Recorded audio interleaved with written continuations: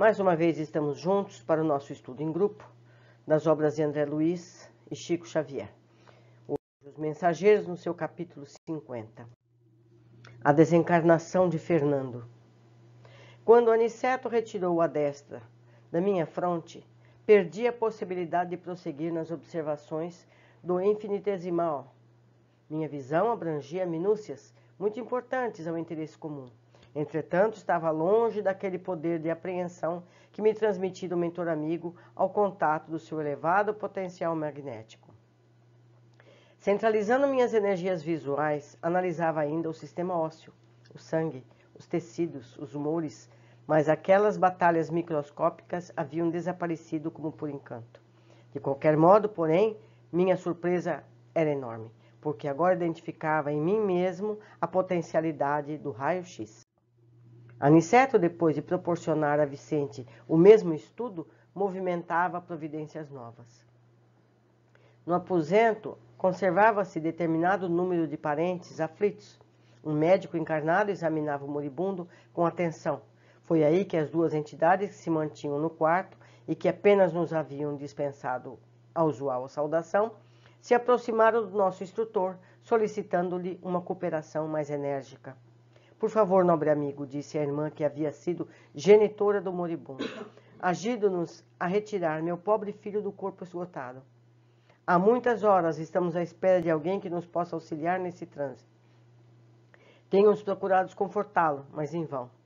Acentuou a nobre senhora em tom lastimoso. Ele continua num estado de incompreensão dolorosa e terrível. Está absolutamente preso às sensações de sofrimento físico, como esteve ligado, no curso da existência, às satisfações do corpo.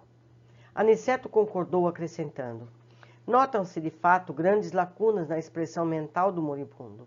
Vê-se que atravessou a vida humana obedecendo mais a um instinto que à razão. Observa-se-lhe, no mundo celular, gestos complexos de indisciplina. Poderemos, contudo, ajudá-lo a desvencilhar-se dos laços mais fortes, no que se refere ao círculo carnal. Será um caridoso obséquio, redarquiu a genitora aflita. A irmã está incumbida de encaminhá-lo? Perguntou o instrutor, compreendendo a magnitude da tarefa. Precisamos ponderar quanto a isso, porque o desprendimento integral se verificará dentro de poucos minutos. Ela esboçou um gesto triste e respondeu: desejaria sacrificar-me ainda um pouco por meu desventurado Fernando, mas apenas obtive permissão para socorrê-lo nos seus últimos instantes. Meus superiores prometem ajudá-lo, mas aconselharam-me a deixá-lo entregue a si mesmo durante algum tempo. Fernando precisa reconsiderar o passado, identificar os valores que infelizmente desprezou. As lágrimas e os remorsos, na solidão do arrependimento, serão portadores de calma ao seu espírito irrefletido. Grande é o meu desejo de aconchegá-lo ao coração, regressando os dias em que já se foram. Todavia, não posso prejudicar com a minha ternura materna a marcha no serviço divino. Fernando, em verdade, é filho de meu afeto. Contudo, tanto ele como eu temos contas com a justiça do Eterno. E no que respeita a mim, estou cansada de agravar os meus débitos. Não devo contrariar os desígnios de Deus. A essa altura do diálogo, interveio o clínico espiritual que nos encaminhara até ali, informando atencioso. Nossa amiga tem razão. Fernando não poderá acompanhá-la, mas tão nobre tem sido a intercessão materna que tenho instruções para conduzi-lo a lugar seguro, a uma casa de socorro, onde poderá colher o melhor proveito do sofrimento, porquanto será asilado em zona vibratória, inacessível às influências inferiores e criminosas, embora situado em regiões baixas. Já sei, murmurou Aniceto com grave entorno. Trata-se de medida muito acertada. Em seguida, acentuou como quem não tinha tempo a perder. A aflição dos familiares encarnados aqui presentes poderá dificultar a ação. Observe como todos eles emitem recursos magnéticos em benefício do moribundo. De fato, uma rede de fios cinzentos e fracamente iluminados parecia ligar os parentes ao enfermo quase morto. Tais socorros, tornou Aniceto, são agora inúteis para devolver o equilíbrio orgânico. Precisamos neutralizar essa força emitida pela inquietação, proporcionando, antes de tudo, a possível serenidade à família. E aproximando-se ainda mais do agonizante, tomou a atitude do magnetizador, exclamando: modificamos o quadro do coma. Após alguns minutos, em que o nosso mentor operava, secundado pelo nosso respeitoso silêncio, ouvimos o médico encarnado anunciar aos parentes do moribundo: melhoram os prognósticos, a pulsação inexplicavelmente está quase normal, a respiração tende a acalmar-se. 3 senhoras suspiravam aliviadas. Dona Amanda dirigiu-se ao assistente, a esposa do moribundo: convém que vá repousar, levando as suas cunhadas. O senhor Fernando está muito tranquilo e a situação é francamente favorável. Ficaremos velando o senhor Januário e eu. As senhoras e mais 2 cavalheiros que se prontificaram a retirar agradeceram satisfeitos e comovidos. Permaneceram no aposento somente o médico e um irmão do agonizante. A melhora súbita tranquilizara a todas, e aos poucos os fios cinzentos que se ligavam ao enfermo desapareceram sem deixar vestígios. Abramos as janelas, disse o médico satisfeito. O ar talvez acelere as melhoras de nosso amigo. O senhor Januário atendeu, abrindo a ampla vidraça.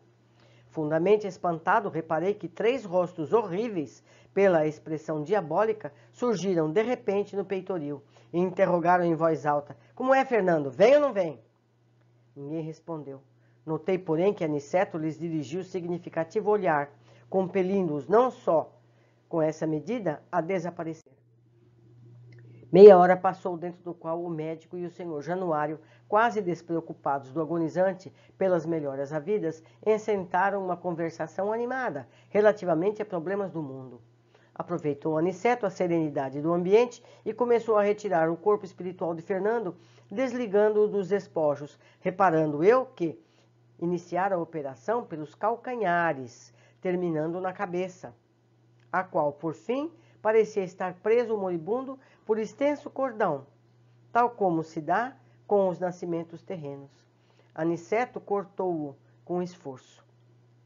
O corpo de Fernando deu uma estremeção, chamando o médico humano de novo ao quadro. A operação não fora curta e fácil. Demorava-se longos minutos, durante os quais viu o nosso instrutor empregar todo o cabedal de sua atenção e talvez de suas energias magnéticas. A família do morto, informada pelo senhor Januário, aflita, penetrou no quarto ruidosamente. A genitora do desencarnado, porém, auxiliada por Aniceto e pelo facultativo espiritual que nos levara até ali, prestou ao filho os socorros necessários. Daí a instantes, enquanto a família terrena se debruçara em pranto sobre o cadáver, a pequena expedição, constituída por 3 entidades, as 2 senhoras e o clínico, saía conduzindo o desencarnado ao Instituto de Assistência.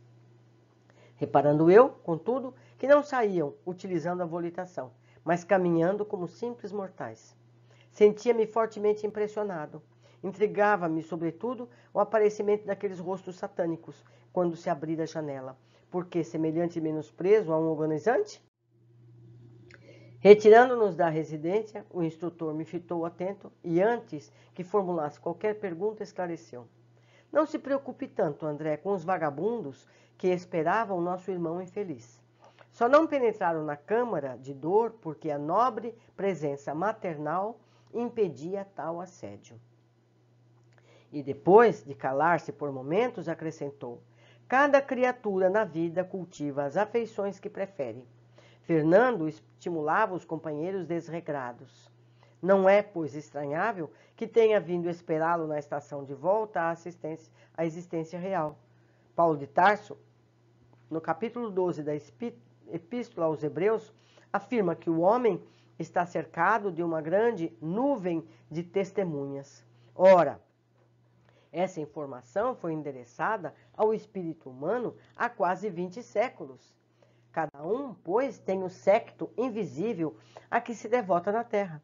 Mais tarde, quando a coletividade apreender a grandeza das lições evangélicas, todo homem terá cuidado na escolha de suas testemunhas. Muito importante lição prática para cada um de nós.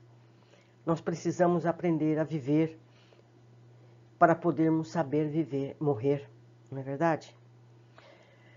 André perde a capacidade de observação microscópica quando Aniceto retira a mão da testa dele, mas segue com a capacidade de observar os ossos, a circulação, como um raio-x.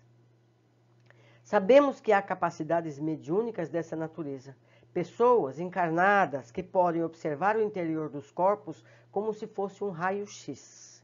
Isso existe, não é muito difundido, mas é conhecido isso.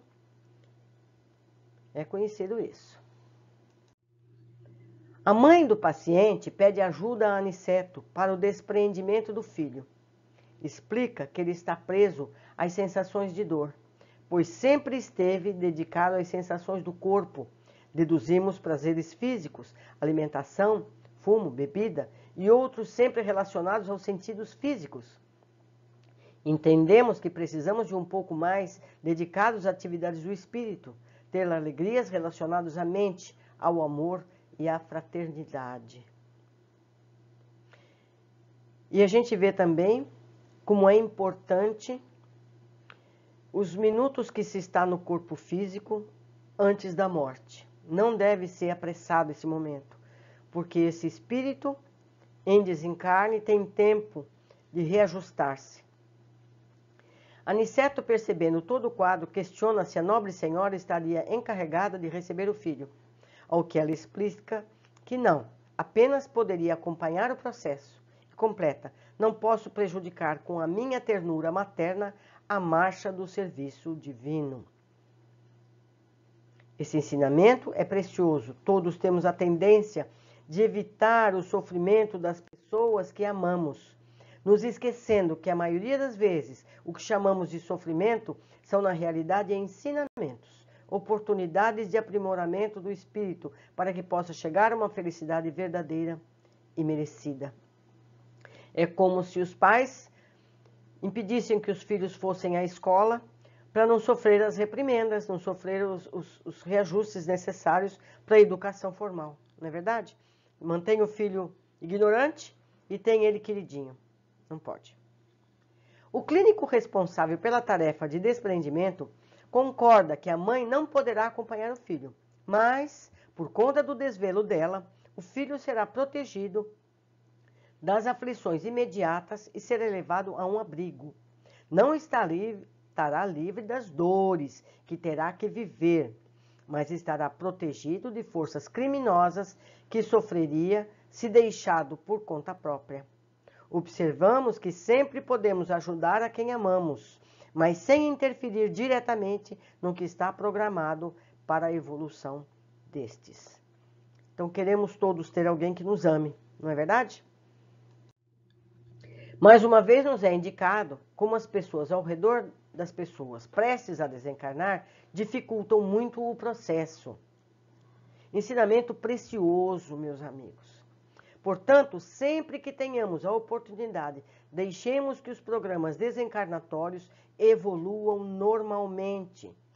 Pensamentos egoístas, ou seja, que anseiam por segurar a pessoa querida, só fazem levar mais dor e sofrimento para estas, protelando por mais tempo o que poderia ser mais facilmente conquistado. Se amamos mesmo, não devemos agir egoisticamente. É uma tendência humana que precisamos controlar. Vemos então o responsável pelos trabalhos aplicar energias magnéticas que possibilitam a aparente melhora súbita. Desse modo, os familiares relaxam e permitem que o desligamento se complete. É a conhecida melhora da morte. Veremos isso nos livros seguintes, no caso do desencarne de Dimas. Minutos depois das senhoras saírem, o médico e Fernando abre a janela do quarto. Só então aparecem figuras espirituais ignorantes, questionando Fernando se ele viria ou não para a companhia deles. Ou seja, o que já nos havia sido sugerido antes, Fernando tinha companheiros de suas atitudes menos dignas esperando por ele. Observamos que o processo de desencarne, nesses casos, iniciou-se pelos calcanhares e foi seguindo até o cérebro, onde estava o cordão de ligação, que foi cortado com dificuldade por Aniceto. Eu, pessoalmente, já vi esse processo. A pessoa lúcida me disse: meus pés estão frios, Minha barriga está fria. Ah, eu estou desencarnando. Percebemos ser essa pessoa preparada para acompanhar lucidamente o seu desencarne. André ficou curioso por ter visto os sinistros espíritos que procuraram Fernando pela janela. Aniceto esclareceu que eles só não entraram por conta da presença da mãe amorosa. Mas Aniceto completa: teremos as companhias que escolhemos, portanto, vamos ser pessoas retas, buscar relacionamentos sadios para que tenhamos sempre boas companhias ao nosso redor. Aniceto cita ainda Paulo de Tarso. Capítulo 12 da Epístola aos Hebreus afirma que o homem está cercado de uma grande nuvem de testemunhas. Ou seja, jamais estamos sozinhos. Atraímos os seres que se afinam aos nossos interesses íntimos. Então, se a gente quer ter boas companhias, vamos ter bons pensamentos, bons interesses. Não é verdade? Meus amigos, um grande prazer ter estado com vocês mais uma vez. Aprendemos muita coisa prática nesse capítulo. Espero que todos tenham entendido. A leitura, a releitura está sempre disponível. Vejam passo a passo, destaquem detalhes que eu não tenha visto. Por favor, me contem, porque eu preciso aprender o quanto antes. Um grande abraço, até o nosso próximo encontro.